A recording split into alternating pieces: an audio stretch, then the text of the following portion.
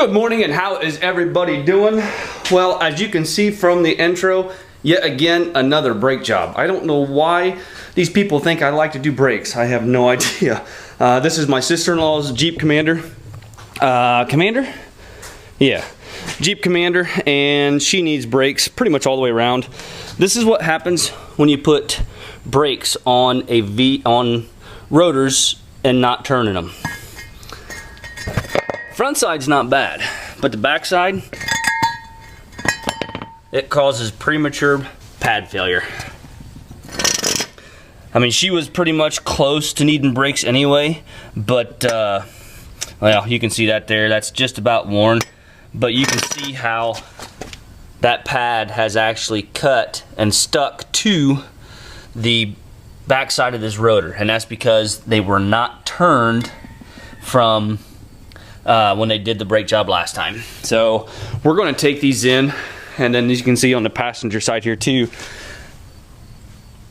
has that groove on it. So we're going to take these in and see if we can't get them turned. If not, we'll just have to buy new rotors and put on there. You know, like I've told you several times in multiple videos, I don't know why I keep getting all these brake jobs, but it's not that I like to do brakes, it's just that it's quick and easy.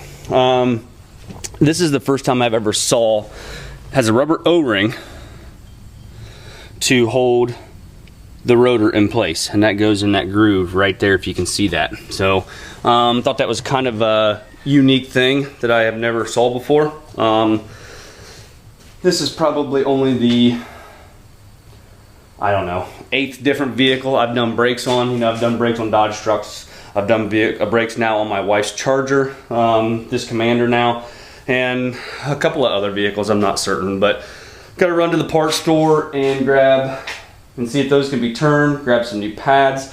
I gotta get all this mess cleaned up. I just, I love this Evolution saw. You guys, you need to pick up, if you need a chop saw or you need a new chop saw, whatever, you need to go to evolutiontools.com, go to Amazon, wherever it may be, and pick up one of these cold saws. It is just a remarkable piece of modern day machinery, I guess you could say. But anyway, I've never used a cold saw before. I've always used, you know, the abrasive wheel chop saws, or all my cutting was done with a 4.5-inch angle grinder up until this point. Now that I have that, I'll be using that to do a lot of my cross cutting. I do want to pick up one of their circular saws possibly.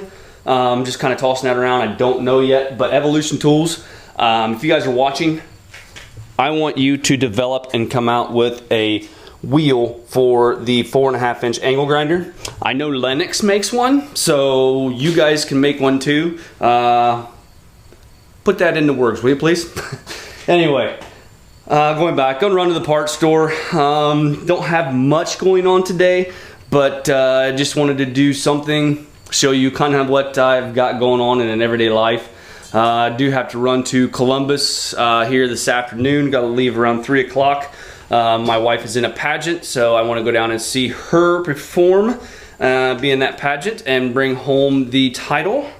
And yeah, I'm also possibly going to see if I can find my son a computer while I'm down there. Maybe pick up a new camera. You know, there's always alternative motives when you travel like that to a different town. So other than that, gonna run to the parts store and be back in a few. You know, in every brake job I've done thus far, I've been pretty incredibly lucky. I mean, everything, besides my truck, it's an 02 with 200,000 miles on it. Her car, I did have my niece's Bonneville in here at one time.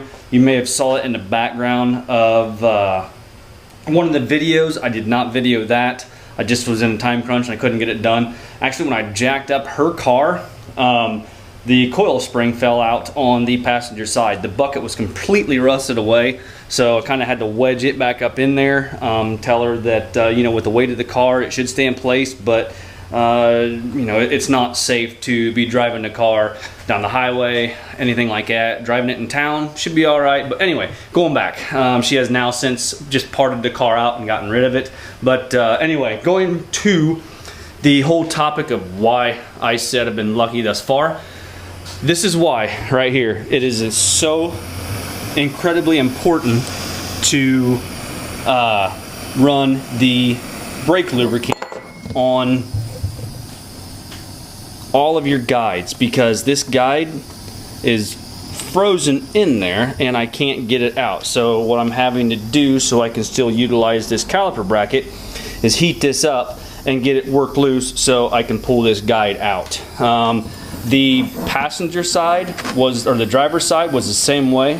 This is the passenger side here. So like I said, I'm having to heat this up to get this guide pulled out of here, and or guide pin for the caliper. So that's why it's so important. That's why I stress every single brake job I've shown you guys on, you know, my channel. Everything that I've done as far as brakes, you've always saw me use my brake lube on.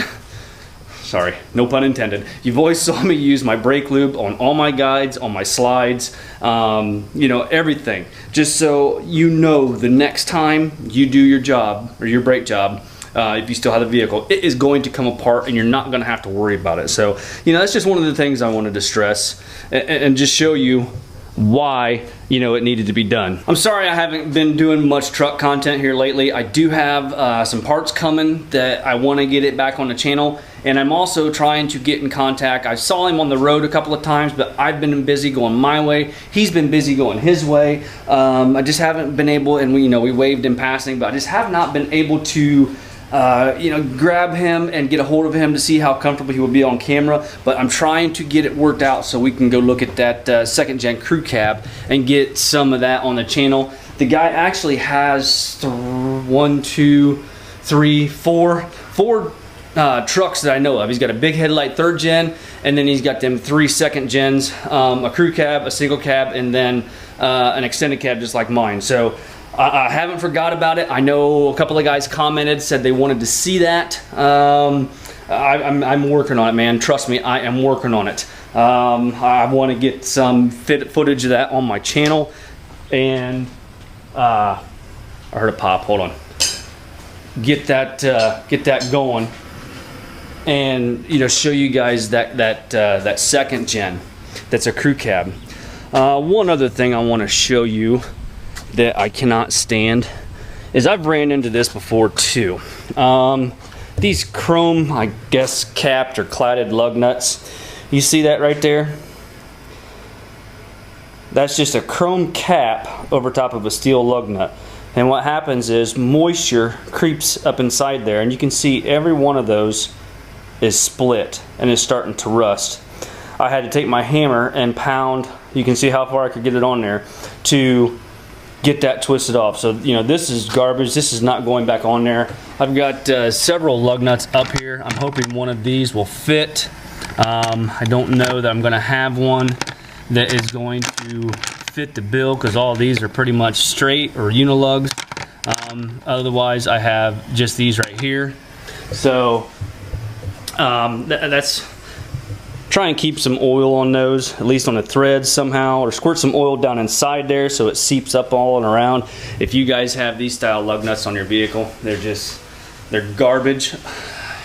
There's a lot of things that Dodge has done that I really don't agree with, but you know, I keep going back to them. But I love their trucks. I can't beat them. I love the Cummins. I love the 2nd gens. I like pretty much all their trucks except for the new 5th gen. I think it's pretty ugly. So anyway, like I said, more Cummins content coming.